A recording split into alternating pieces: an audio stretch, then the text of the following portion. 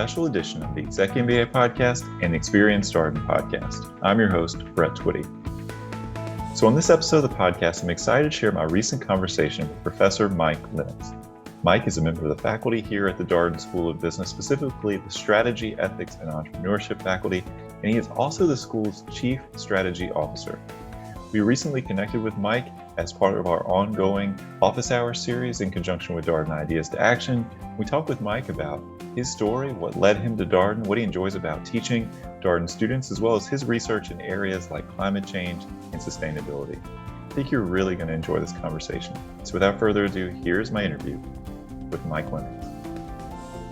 Mike, tell us a little bit more about your background and how you got to Darden. Yeah, well, I am what we affectionately call a double who, which means that I actually have 2 degrees from the University of Virginia. I did both my bachelor's and master's degrees in systems engineering. So I actually have an engineering background. Eventually went on and got my PhD in economics from MIT, specifically in the areas of technology management and policy. And we can talk more about that. But in terms of kind of coming back, I joke that I wandered in the darkness for about 15 years before finding my way back to UVA in Charlottesville, joined the Darden faculty in 2008. So I've been here now a little over 13 years and have enjoyed every minute of it, of being back at UVA and being affiliated with Darden. Well, you mentioned being who and in the parlance of the University of Virginia. What about Darden appealed to you? Obviously, you've been some places, you had the experience of doing your PhD at another school, but you chose to come back to the University of Virginia to be at Darden. What resonated with you about the experience here? Yeah, I spent some time on the faculty at NYU and Duke, and I think one of the things that really appealed to me about Darden was our focus on the students and teaching. I always say the kind of the dirty little secret in higher ed is that all too often the emphasis is on research at the expense of teaching, and they're treated as almost as diametrically opposed. I don't think that's the case. And I think Darden is a place that values teaching. It's core to what we do. And that really appealed to me. And I think it's also the particular way we do pedagogy and teaching, what we call kind of student-centered learning. And of course, you hear about the case method, but it's even beyond that. It's this idea that, we want to hear from you, we want to hear from each other, and it's a collective learning experience. And that just creates an incredibly strong community at Darden that just energizes me. I just get energized from being at Darden in the Darden classroom. Well, let's talk about what you teach. What courses do you teach at Darden? Yeah, so my primary teaching is in the core strategy course that we teach. I am a Section B loyalist. So for those of you who aren't aware, we put our students into sections. Typically in the residential MBA program, they have A, B, C, D, and E. So I've been teaching in Section B, again, for over a dozen years. In addition to that, I teach an elective called Strategy in the Digital Age, which is focusing on digital transformation and what's happening around AI and the like, and how it's affecting the strategies of firms. And then in addition to that, I do a fun little seminar I've been doing for about a decade called cryptically the Mead Liberal Arts Seminar. It's actually named after a famous undergraduate seminar at UVA. And in that, the students actually drive the curriculum. And it's beyond business topics. We will tackle any and all topics of interest to the students. Each week, a different student takes the lead, puts together some readings, and we have discussions. And that's just an absolute joy for me. I'm as much a student in that class as I am a professor. What are some of the topics that you've gotten into in that class? I'm sure that's an intriguing class for our attendees to hear about. Yeah, we obviously do a lot on policy issues. That seems to, attract a lot of interest, whatever the hot topic policy issues are today. For example, climate change, one of the areas that I have a specific interest in. But we also do some far-flung topics. If people have ever heard of the Fermi paradox, which is a legitimate question astrophysicists ask about why haven't we discovered aliens in the universe yet? And there's actually some really interesting debates and discussions about the nature of intelligent life in the universe. That's probably one of our more far-flung topics. We also do cultural issues. We've talked about music. We've talked about the arts. And what I always find interesting is that we can always relate it back to leadership and management at some level. And so there's always these lessons to be gleaned as a future business leader from these, what maybe seem like far-flung topics. I think I can probably speak for our attendees that I did not imagine there was discussions about intelligent life in the universe beyond, beyond our own planet being had at the Darden School of Business. So that's really cool, that class and how the students help design the curriculum. So one of the things I mentioned at the top is that you are Chief Strategy Officer for the Darden School of Business. And I wonder what that looks like. What are you thinking about? What does that role entail here at Darden? Yeah, I am the first chief strategy officer for Darden, so it's been a little bit of creation on the fly. First and foremost, obviously, I've helped with our strategic planning efforts and organizing our work in those realms. I actually oversee our own digital transformation, so I oversee our IT group, have built out a data and analytics group to help support decision making throughout the enterprise. And then more or less, I do a lot of special initiatives, especially around topics that are cross-cutting across the enterprise. The other senior associate deans have their lanes, working with various programs and the like. But repeatedly, we see these issues come up that kind of cross across the school, and I'm often tasked with helping lead some of those efforts. All right, so I want to take a moment here because I've heard you talk about it really persuasively before, and you mentioned student-centered learning, and that case method is part of this. But one of the things that's been fun on these office hours conversations is just kind of get faculty to share their perspective. At least in that first year, you learn through the case method, and that's really a big part of the core experience. In your opinion, what's the value of that kind of learning experience for business school students? Yeah, I like to say, lecturing is dead, to be, provocative. And by that, I mean, as someone who's done actually a bunch of online learning modules with Coursera and the like, that if I'm standing there lecturing you, put a camera on me and watch it at your leisure. Like, there's no reason to come into a building and have sit in a classroom to watch me talk to you. The value of the time we have together is so valuable that we need to be using that as a collective learning experience. People talk about flipping the classroom. We've been flipping the classroom at Darden since our very beginning, 60 plus years. And so the learning occurs through not only, again, my standing in the pit, but you're learning from one another. And the diversity of student backgrounds, diversity of experiences that come into the classroom are an incredible learning opportunity for people in that room. And that becomes as critical to the learning experience as again, my expertise per se.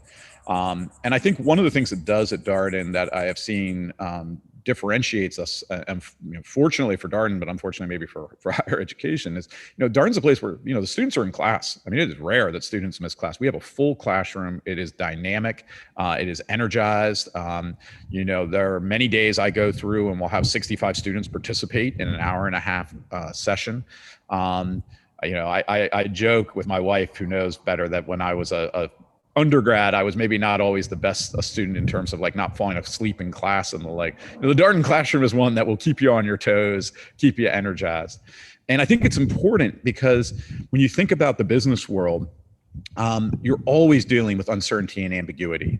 And even if you would have the most, wonderfully crafted analysis that you've done, a wonderful spreadsheet or the like, that's only the beginning of a conversation. And so what happens typically in the real world is you'll present your analysis, and then immediately people will be questioning your assumptions, asking you to defend your position. How did you come to this conclusion or that conclusion? You do that in the Darden classroom every single day, multiple times a day, where you're going to be asked to defend your opinion. You're going to have students questioning what you decided. That is incredible preparation for the real world, where again, it's not about having the perfect spreadsheet. It's about how do you defend your ideas, justify your assumptions, and in the context of a discussion, either make your point of view or evolve your point of view based on that. All right, Mike. Well, let's talk about your research areas, because I think one of the goals with this office hour series is to spotlight faculty, what they're working on, what they're excited about in their research. And I know you've had a very busy year so far. You got a book come out, and you've been on, you've been on the Darden Ideas to Action podcast and talking all about, the work that you've been doing. So tell us a little bit more about your research areas. Yeah, I go back to what I had mentioned that, my core interests are in this kind of triumvirate of technology management and policy. So from a technology side, very interested in digital technology, but technologies more broadly, innovation, entrepreneurship. I ran our Batten Institute for Entrepreneurship and Innovation for many years. It's a core area of interest of mine. In terms of management, specifically strategy, as I said, I'm a strategy professor, have been teaching business strategy for 20 plus years, really understanding how businesses operate, the nature of markets and competition.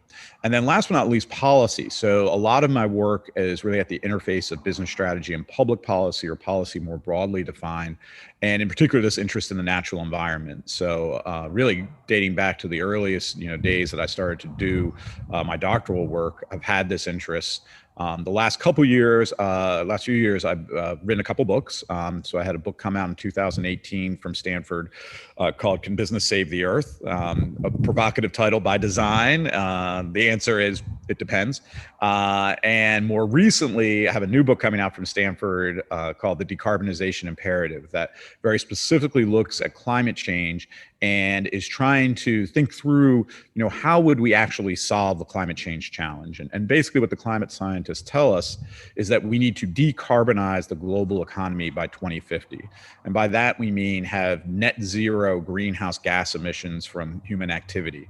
That is a very, very tall order. And my own personal viewpoint on this is we don't get there without massive disruptive technology shifts. We're talking, 100% electric vehicles, 100% renewable energy or other non-emitting sources, or at least non-greenhouse gas emitting sources like nuclear power.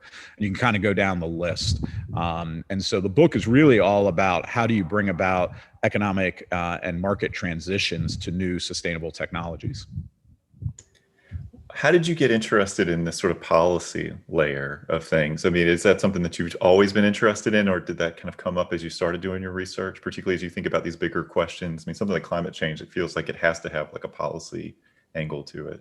Yeah, it's interesting. When I started my PhD, I actually thought I'd be a policy scholar. And I got hooked up with a research group that was at this interface of business strategy and policy. And it really highlighted to me the power of markets. And the power of markets to solve pressing problems in the world. The way I look at it, markets operate in a broader institutional envelope that includes public policy. It includes non-state actors, activists, trade associations, and the like. And in many ways, it's about how do you think about that system in a way to get the desired outcomes we have as a society.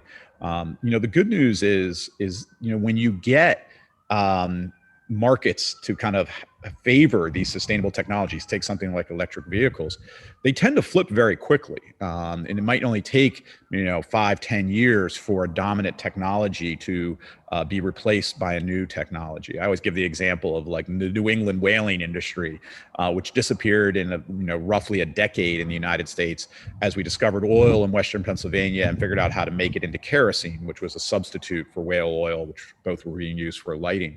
You think about something like the iPhone and smartphones, the penetration of those was very, very quick. 5 to 10 years, we had near full penetration of smartphones in the world. So again, if you can get the market conditions right, these new technologies can diffuse relatively quickly. So when you think of climate change, it's about like, how can we get there? How can we get these technologies to be favored in the marketplace? And that's dealing with policy, but it's also about entrepreneurs and incumbent firms and what are they doing and strategizing and how may they bring about these changes as well. One of the things that's always interesting to me is, you could have picked almost any book to write kind of in this area. How did you settle on sort of this decarbonization imperative and saying, this is the book that I want to write. This is the topic that I want to address here? Yeah, again, I've been long interested in environmental issues, and as many people tell you, climate change is probably first and foremost on most people's minds right now. There's lots of other environmental issues, water uses and things, but they all tend to get wrapped into climate change these days. It is arguably the defining problem of our generations moving forward, and I think it's beginning to be a lot more saliency just because we're beginning to see the impacts of climate change in many different ways. And the business community is also kind of waking up to the risks inherent to their business operations because of climate change. So we're kind of in a unique period of time. On the scary side, we're also in a unique period of time that we're literally running out of time. That if we're going to seriously address this issue, a lot has to happen in the next 10 to 20 years. So I'm very clear in the book, we don't want to be Pollyanna about this. Like, it's not this wonderful technology is naturally going to occur and we're going to solve this problem. There's got to be concerted effort here to push technologies along to get us there. And again, in a relatively short period of time. So you see different dates mentioned, as the point of no return, or however you want to sort of think about that. You see 2030 sometimes, and your book picks 2050. How'd you pick 2050?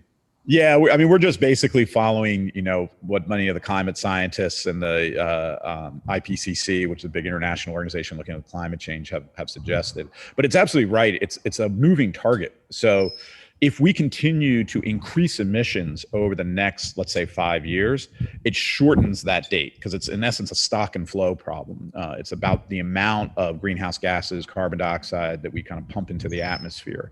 And so as concentrations reach certain levels, the best scientists are suggesting that's when we get this kind of 1.5 to 2 degrees Celsius global rise in climate change, which they have kind of targeted as, let's try to keep it below that level. We're already going to have some degree of global warming, but let's try to keep it below the 2 degree target.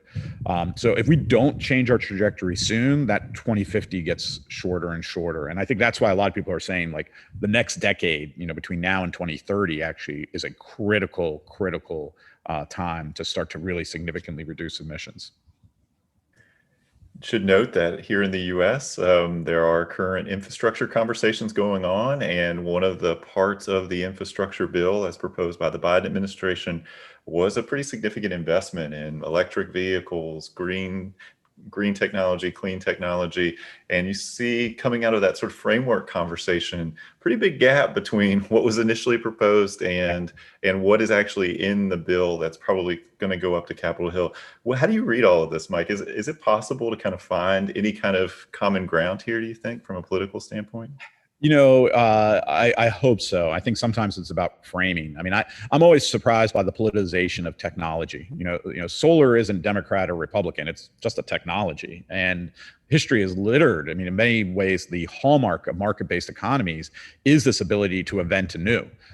So this is all about, what are the future industries of the world and where is job creation going to come? Where is the economic value going to be created? This isn't, I would hope this wouldn't be as politicized as it's become. I think in terms of the policy, one of the main themes of the book is we emphasize this idea of a technology policy and to be very sector specific. So take something like electric vehicles. The market dynamics are very positive. I'm very optimistic that we're going to see electrification of vehicles over the next decade. The cost curve, if you look at batteries in particular, is such that it's not unreasonable that in the next few years, electric vehicles will actually be cheaper than internal combustion engines. And at that point, I think the market flips pretty quickly. So that one, what should the government do? Maybe short-term subsidies, things to kind of push it along. Is the charging infrastructure question that I think, in some ways the private markets are helping to start, solve, but there could be some role for public intervention there as well. Move on to something like electrical generation. So the good news is renewables, especially wind and solar, have been down a similar cost curve and are now becoming on par and in some cases cheaper than fossil fuels like natural gas. Coal, by the way, in the United States is already being phased out because it's too expensive. Natural gas, due to fracking and the abundant supply of natural gas and its low price, are replacing coal plants very quickly in the United States. The problem with renewables is intermittency. The sun doesn't always shine and the wind doesn't always blow. And so in addition to massive installations of solar and wind, which again are getting increasingly cheaper, we're also going to have to think about infrastructure investment in the grid itself. That includes storage, potentially batteries or other forms of storage, and then also just laying of lines so the sources are close to the uses. And I think one of the things that holds great promise with renewables is what's called smart grid technology, which allows for dynamic trading of electricity, which is going to become more important as we see, one, the electrification of vehicles, and two, more distributed sources of generation like residential solar and commercial solar. So imagine a world that right now is, a few thousand power plants in the United States creating electricity and powering, people's homes, to suddenly a world where there's millions of sources of generation on your home, on commercial buildings, trading electricity dynamically and storing it at either locations where it's generated or in your home when you have a Tesla in the garage. That's a very different world, one that promises great efficiencies, but it's going to take huge infrastructure investment to get us to be able to do that, that type of world. So on that infrastructure investment, I mean, electric grid investment was part of the Biden infrastructure plan. It made it into the frameworks. There's money set aside for electric. There's a long conversation in the U.S. about sort of aging grid and the sort of power loss and all this kind of stuff that happens because of the state of our current grid. Is that where you think the government can be really helpful in these sort of capital intensive kind of heavy investment things? Or do you think the private sector also has a role to play there? I think in all these cases, it's both. And again, our whole argument is kind of sector-based strategy, right? So again, electric vehicles, the market's doing pretty well there. Give some nudges, but I'm feeling good about the way the market's moving. Electrical generation, big infrastructure investment is going to be needed to help move this along. Electricity is a little weird, by the way, anyway, in the U.S. and across the world, in that it typically is quasi-monopolies that are quasi-state enterprises in many cases, sometimes state-owned. And so that creates some interesting dynamics that maybe creates more opportunities there. There are other sectors like industrials that are actually significant creators of greenhouse gases. And each of those can look, relatively different in terms of the challenges we face. So steel production is a good example. Steel production, there is a potential clean source of steel generation, which is called mini mills, which have been around for decades, where they use recycled steel and they melt it down in something called an electric arc furnace, which could be powered by renewable energy and in some ways decarbonizing steel. The problem is there is still heavy use of things called basic oxygen furnaces, especially in China. China is the global leading producer in steel. 80% or more of steel is produced in China, and they predominantly use the basic oxygen furnace technology. So the question then becomes, is there another technology solution that is cost efficient?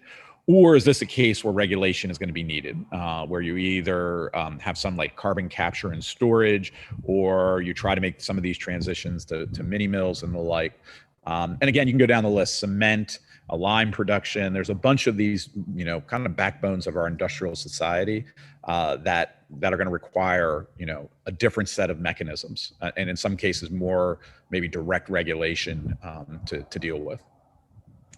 I want to stay with this sort of global thread because you see some of the challenges, right? Countries industrializing at different rates, obviously different environmental policy from country to country. And it seems sometimes like, private actors, companies are seeking out countries where there's not as much environmental regulation and operating in these places. And so this is, though, a global challenge. Climate change affects every country and all of us here. And so do you think that there's a global solution that can work in this context? I think this is maybe partly why I favor technology, is that the nice thing is if you can figure out, let's say, the technology in the US or in China, and you're lowering the cost of, let's say, batteries for electric vehicles, well, then you don't necessarily need regulation in other parts of the world if, again, the cheapest option is to buy an electric vehicle, right? Again, this is where markets are so powerful and can diffuse.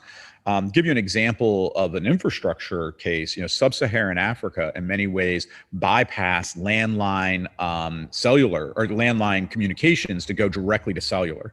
They didn't need to go through the same growth trajectory like in the US, where we built telephone lines everywhere and created a physical network that way. So there are opportunities to maybe leapfrog to the newer, cleaner technology if you lack infrastructure. Now, with that said, again, I'll take something like steel production and the like. That might require maybe concerted global effort to set rules and regulations to try to phase out some of these more polluting sectors, or at least look for other alternatives, and that can be challenging. We look at the various UN gatherings, and you have these pledges that countries make to reduce their emissions, but they're often not backed up with any real tangible action, and that's been repeated over and over again over the last 30 years. So you're going to need some global coordination. You're probably need some global pressure. I think in some cases, technologies might get to a point where they're going to naturally diffuse. And then these others, there's going to probably have to be some, international kind of coordination and regulation here to try to address some of these. But I'll give you, just another example here too that I think we need to think about is you also to think about the competitive dynamics in different industries. So go back into cement and steel. It's fairly concentrated industries globally. 12 or so large companies dominate the industry. So you can also imagine direct coordination with those companies as a way to try to address these. One of the chapters we address in the book is agriculture, which is about 25% of global emissions. It is probably the one I'm most worried about, in part because there are millions of farms out there in the world, everything from large industrial farms to small family farms. And the idea of how do you coordinate and get changes in behavior on such a massively diffused industry, one, by the way, that we need to grow to feed a growing population, I think it's going to be probably the most challenging of all of these sectors to decarbonize. I want to come back to something you said earlier, and then I also want to come back to the agriculture question too. So a lot of things on my brain, and we're starting to get some questions in the Q&A, which is always good to see. So there has been this discussion about the sort of green investment, clean technology as a job creator. However, there is transition that happens, right? So you'd mentioned coal.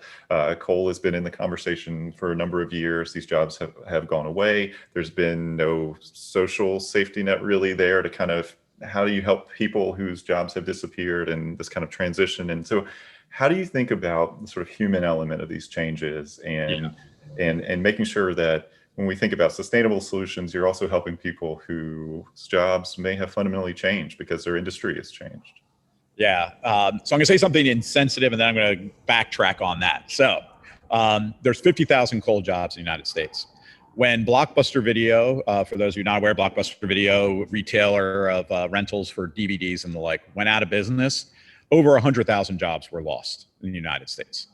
So when we think about job creation and job destruction, we latch on to some of these industries, not recognizing that, that is part of the nature of market economies, is this turnover and change. Now, to backtrack, what makes it particularly difficult and pronounced in something like coal is those jobs are really concentrated in certain parts of the country. So unlike Blockbuster Video, which was distributed through communities throughout the country, so the loss of Blockbuster didn't devastate a community, coal is devastating, certain communities, especially in Appalachia, West Virginia, and the like.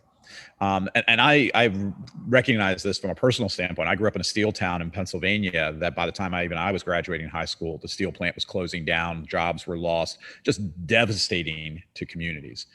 So, that's a reality again of markets and economies. And I don't mean to be dismissive of it, because I think we have to think really, hard about how we help support those communities. What I do feel strongly about is trying to cling to the past is a losing strategy. If the New England whalers, if we tried to fight to keep whaling going to support Nantucket and those New England whaling communities, you would eventually lose. And so the question then becomes, how do you do job training? How do you provide those communities with new industries, new opportunities? And that's a tough lift. Sometimes in our past, what we really have is mobility as the solution, which again is not what these communities want to hear, but that people will literally move to where the job opportunities are. I always like to point out that the automobile industry in the United States was in its early heyday, in any ways, like the Silicon Valley of the United States in 1910. Thousands of jobs being created, lots of people coming actually from the agricultural South, moving to Detroit to take the job opportunities there. And again, we can go through different industries. Now, Silicon Valley itself, huge influx of talent there because of the tech industry. Again, that's a natural product. But I say that not to be dismissive of the localized impact on communities. So I do think you're right, Brett. We have to think about how do we help support these communities in these transitions that we're seeing. I appreciate that perspective. I know these are complex questions. I'm going to come back to agriculture because you do hear people talk all the time about sort of the meat consumption. So, and how changing tastes, for example, around the world, more meat, obviously a lot of methane is produced through this process. And the rise of, it's a strange thing to say, clean food or Yes. clean meat, I believe is the way that it's referred to. So this is like engineered in a lab, grown in a lab, protein sources that taste like, that are chicken or, some sort of meat product. It's pretty new stuff. I will admit I'm not fully versed on it, but how do you think about all of this? Yeah, my co-author Becky Duff and I have great arguments about the likelihood of clean meat becoming a dominant source of protein. Yeah, so livestock in particular, and beef and specifically, are significant greenhouse gas contributors, both through manure and basically cow belching, intrinsic fermentation, as it's called, and so. It is something we need to address, and it's an interesting one to me because there are lots of people working on more of the behavioral side of how do we change consumption patterns. I am personally more skeptical of our ability to do that. I mean, I'm embarrassed to admit it. I'm someone who knows better. I still enjoy a good steak every once in a while. And so the technology side of this, there are kind of two interesting trends, I would say. One that's got a lot more traction is plant-based alternatives. So something like the Impossible Burger is an example of a plant-based alternative to a hamburger. There are some good examples where that is starting to make significant inroads. In particular, dairy.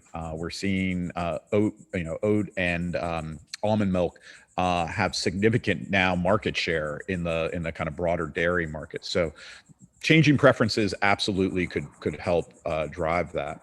The clean meat solution is a particularly interesting one where they're trying to grow meat in the lab. So it is actually, I guess, genetically the same as the beef you would consume from a cow, but it's literally grown in the lab and doesn't have these environmental impacts. There's a lot of money flowing into this, a lot of venture capital. There are some highly valued companies doing this. It's not ready for market at this point. It's just too expensive. I think like the first hamburger they created was like $100,000 to produce the hamburger. I don't think you and I are going to be paying that, Brett, for a hamburger anytime soon. But again, this is what people are working on. I think what everyone's initial reaction to this, I know it's mine, is will the consumer ever accept a lab grown meat product, which again is different than a plant grown meat product. Remains to be seen. We'll see if it gets traction. I think it's one of the big questions. Having heard some people in this industry interviewed, I think Impossible Burger, Beyond Meat, all of that, it's a different question. I think the lab piece is the one that people react to probably the most strongly, at least based on some of the reading I've done. I want to ask a question that's come up in the Q&A. So you're obviously someone who's looked at this sort of intersection of policy and the private sector and sort of markets. How has this evolved over the past few decades? Are there any trends that are interesting to you, or as you've looked at these things? Yeah, I think there's a number of interesting ones you see in the press all the time now. I mean, I think there was a period really starting in the 70s and predominant through the 80s and 90s where, and I hate to say it because I think business schools were complicit in this idea that the purpose of business is to maximize shareholders' returns became dominant in society, dominant clearly in the business world. I would point out, and I've always pointed out to students, like that's a values-based judgment. That's not a legal argument. That is a values argument, most famously kind of pushed by Milton Friedman. What you're seeing now is an evolution to kind of a stakeholder perspective. And this is something that, our own Ed Freeman has been, the pioneer of kind of pushing this perspective, and it's been out there for decades, but it's really beginning to gain traction. And I think that's kind of the right way to be thinking about this. When we teach strategy, for example, we talk about the strategist challenge, that valuable competitive positions emerge out of the values you have as an organization, the opportunities the market provides, and the capabilities you have as an organization. And we shouldn't lose sight of the value side. You have discretion as a manager more than you might realize. It's not to say there aren't, market pressures from institutional investors and the like, but there's enough discretion, enough leeway there that how you think about going about your business, absolutely brings in the values-based piece. I think the more interesting, or the kind of continuing this interesting trend, we're seeing the rise of CEO activism. I think CEOs are finding it more and more that they can't avoid commenting on the social issues of the day. I think that's a relatively new thing. I mean, obviously, to the extent these companies had their own footprint, maybe environmentally and the like, they've been under pressure to kind of respond to that for a while. But now they're being asked to comment on social issues that they would argue maybe isn't central to their business. And so we're seeing that. And then the other big thing is the ESG movement in investing sides. So more and more institutional investors, individual investors are asking for value-based investments and are pressuring various investing funds and the like to ask these questions about what are the values and the impacts of business. So it is definitely top of mind of a lot of CEOs now, and we're trying to get more sophisticated in the way of dealing with these types of issues. What do you make of the rise of ESG in the investment world? Was it surprising to you that this became something that investors were interested in and focused on? Yeah, I'm generally an optimist. You know that about me, Brett. But I'm going to be a little cynical here. These ideas have been around for decades, and there's a little bit of the new flavor of the month. It's also fascinating to me that we keep changing the terminology. We talked about corporate social responsibility, then we talked about corporate sustainability, and now we all use ESG. It's all basically the same concepts here. Things like the Dow Jones Sustainability Index, goes back over 20 years. So this is not entirely new. I do worry we're going to go through the hype cycle here. If you've ever heard that phrase before, where we're in the high excitement about this, and then the reality is going to hit. The reality that it's actually really hard to measure these things. It's really hard to assess these things. And you also have conflicting social pressures on a lot of issues. One of my favorite examples in the US is gun control. If you're a company like Walmart, you have a certain set of constituencies are saying that you should take a deliberate stand about not selling guns in your store. And there's another constituency feeling directly the opposite. And so what is, best from a market standpoint? What's going to increase your revenue? That's a debatable question. And so from an investor standpoint, what does that mean? I think this goes back to the values again. I think ultimately Walmart and its leadership will have to make some choices about what do they value and live with the consequences of that. And I think we'll see the same thing with the investor community as well, is what exactly are you interested in? Are you interested in risk assessment? Are you interested in values-based investing? And how do you assess that? All too often, a lot of these ESG funds are screening funds. They'll just rule out certain categories of businesses. Again, we can debate whether that has any real impact on the world. I want to go back in time, probably might be at this point about 5 years ago, to a panel discussion that you had moderated here in the DC area involving some representatives from large companies and in trade and industry groups. And one of the things I was struck by in that conversation is that essentially the company's planning, thinking was not tied to who was in the White House or what administrative, perspective was the flavor of the day. It actually was like, it's much longer term. And I think we oftentimes think like, oh man, this group is now in charge and maybe things are changing, and this other group's in charge and maybe things are changing. But from the company's perspective, they are planning in a much different way. I was fascinated by that. Yeah, if you think about, we'll call it policy risk, for her company, policy risk is like any other risk, any other market risk. And yeah, I think sophisticated companies are understanding policy risk over a long period of time and not just the short, narrow window. I've always found it fascinating. You see sometimes this around, not as much anymore, but a few years back with electric vehicles, that when they debated whether to provide subsidies for electric vehicles to car buyers, they would not renew the subsidy, and people would be like, electric vehicles are done. They're, the industry's dead. And then they'd put it back and they're like, we're back. And it's a big industry. And the fact of the matter is, that type of, here today, gone tomorrow, back again, like that is not good business thinking. That is not sophisticated. You should be pricing into your models the thinking about policy risk and the chances that these things are going to evolve here. And I think companies are, again, kind of on the same theme that I was just talking about before, are realizing that they have to be sophisticated in understanding policy risk and again, putting that into their models and forecasts. And it has to be a long-term perspective. I look at something like climate change. Again, depending on who's in office, the interest in climate change ebbs and and flows. In some ways, the issue is not going to go away anytime soon. So it's going to constantly be there. Unfortunately, we're not going to just like solve it and be done with this. And so if as a company, you have to be thinking, 20, 30 years here. How have you seen companies thinking about environmental risk, right? So we talk about all sorts of things from warming planet to rising water levels to sort of disruptions that can happen as a result of this. I mean, what's your general take when you talk with companies about how they may be thinking about these sort of environmental risks? Yeah, I try to break it down onto levels. So kind of level one is direct environmental impacts on your operations. If you're an insurance company, the rise in extreme weather events, huge impact on you. If you're a company like Intel or Coke, who actually use a lot of water, Coke obviously for their product, Intel uses a cleaning agent in microprocessors. So droughts can be a huge issue for them depending on where they've located their facilities. Agriculture, clearly direct impacts from changes in the climate there. So that's kind of level one. Level two would be, I would call secondary impacts. So one that companies are waking up to is supply chain risks.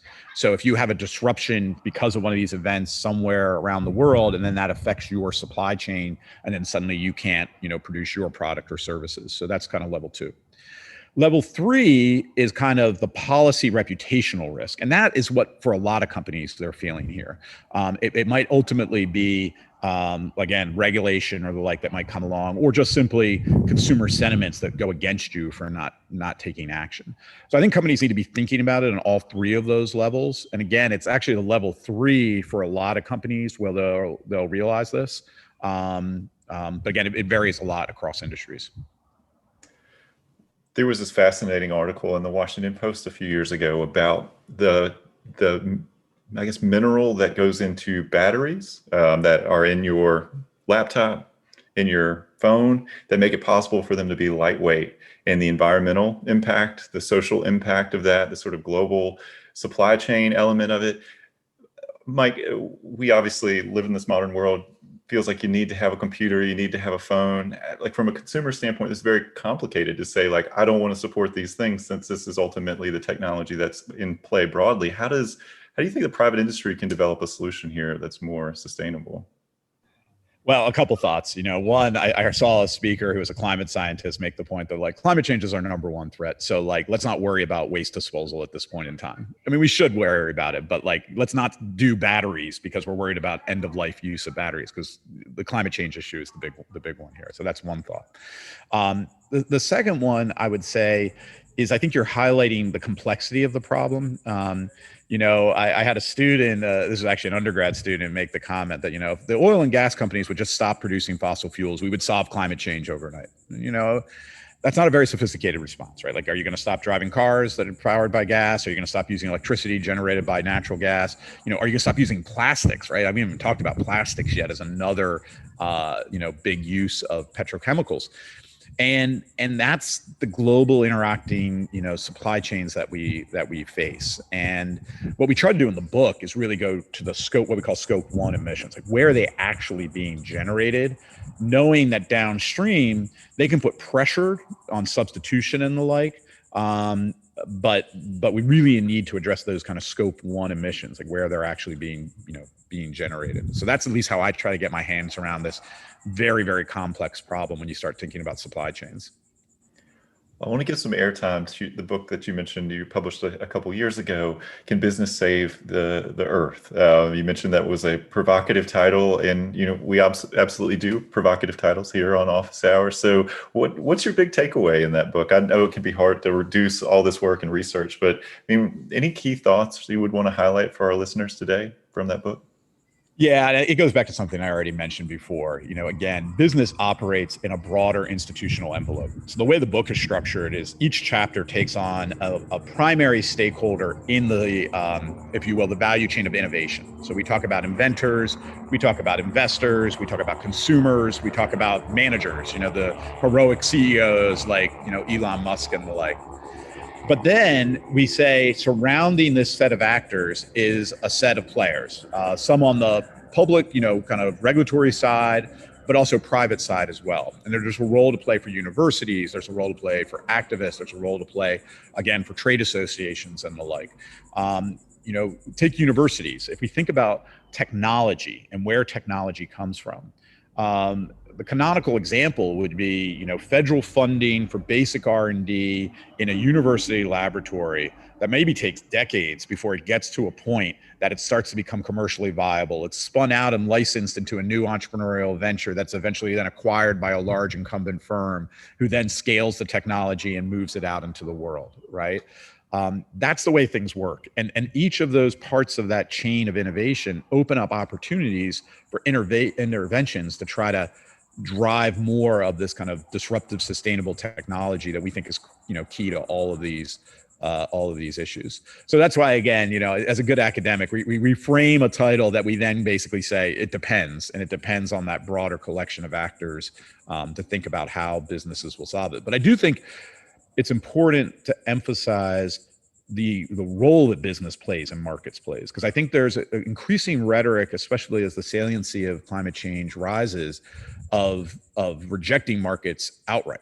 And I always go back to borrowing from Winston Churchill's comments about democracy. Capitalism is the worst economic system until compared to any others, right? So there's a lot of benefits and a lot of value being created through our capitalist markets. It's a question of how do we harness them and direct them in ways that then benefit society. What do you make of everything that's happening in space right now? I think it's come up in the Q&A about like one of those sort of interesting places where there's a lot of private industry activity. This has traditionally been something that's the domain of sort of public sphere. And now all of a sudden you have rockets going up from private companies. And I guess we're approaching commercial space travel, which is amazing to say. What do you make of this? Yeah, it's interesting. I've actually done some consulting with NASA on exactly this issue. And it's fascinating because, the model's flipped in some cases where NASA is actually like contracting with SpaceX to get something done instead of maybe the other way around. And I think it's a positive, right? Because again, the private sector, by the ability to create revenue streams and business models that obviously create capital flows into those organizations, can scale in ways that sometimes the public sector cannot, and command resources.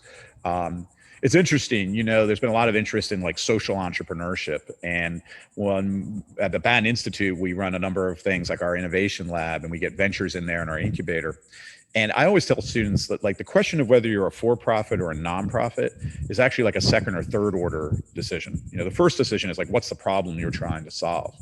The fundamental difference at the end of the day is in the for-profit sector, you have the ability to basically sell equity and use that to raise funds and help advance your enterprise. Whereas in the nonprofit sector, you're typically using donations, which give you a tax benefit as a way to energize and fund your operations. And you could even extend that maybe to like NASA, who's using federal funds to do that.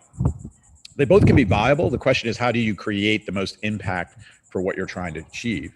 And so anyway, I think what SpaceX has done is shown, it is potentially, have a viable commercial market here that could help create capital flows that then allow us to do more in this space. So obviously some things in the news lately about climate change. I think there's a new IPCC report that's coming, and obviously a lot of conversation here in the United States about infrastructure and clean technology, and there will be even more conversation in the next few days as the infrastructure bill continues to play out on Capitol Hill. What climate stories are you following closely, or things related to your research are you really dialed into right now? Yeah, I think the infrastructure bill, as again, I was really pleased to see it. It's consistent with my attitude about having a technology policy. Admittedly, the U.S. has not been very aggressive with technology policy for almost a half century. There is a history here, especially in the wake of World War II. Vannevar Bush was the first kind of U.S. science and technology policy advisor. We had a number of major accomplishments driven by a very, forward-thinking technology policy, including things like the internet, right? Like the building out of that backbone by DARPA and the like. So there's a history here that we seemingly have forgotten, and only now I feel like we're starting to wake up to this idea of technology policy. Dare I say, economists have contributed to this problem because the standard response to climate change has been put a price on carbon. And I'm always very clear, like I support that notion, but it's just one out of literally hundreds of tools and levers available to us to try to advance our technology with respect to climate change. And if that's the only solution we think about is a carbon tax or a cap and trade system, we're missing huge opportunities, I think, to help try to address the problem in other ways. So again, infrastructure bill, those types of kind of technology specific investments, that's my argument. And I'm glad to see it's kind of, at least in the United States, we're getting some traction there. It's interesting to note, by the way, China, who has these 5-year economic development goals that they set, they've been very aggressive on solar and renewables and electric vehicles and even things like autonomous vehicles and the like. So, they've had a robust technology policy for, decades. It only feels like the US is kind of reawakening to this notion now that we can invest in technology and advance it through our federal policy. It's interesting to sort of think about that because I think there are people who've noted that the development of clean technology, these sort of green technologies, helping countries sort of cope with these sort of environmental disruptions. This is another way of diplomacy. It's another way of influence around the world. Absolutely. Absolutely. And I think, as we know, climate change is an issue that, the rest of the world seems to be more passionate about than the US does on average. And the variety of reasons and political polarization in the United States that are contributing to that. So I think the world has looked at the US and been angry with us and in many ways, faulting us because haven't been taking a lead on this. And again, if you take a technology perspective, why wouldn't we want to be taking a lead? Like, don't we want to be the world's leader in the next generation of technologies and industries? And by the way, you got to be careful because more often than not, when we have disruption and we have technologies being replaced, we also see a change in the competitive ordering. So take something like automobiles, there's no guarantee that our US-based automobile companies will continue to survive and thrive in a electrical world. And it's great to see an entrepreneurial company like Tesla, from a purely American perspective, have the traction and grow as they have.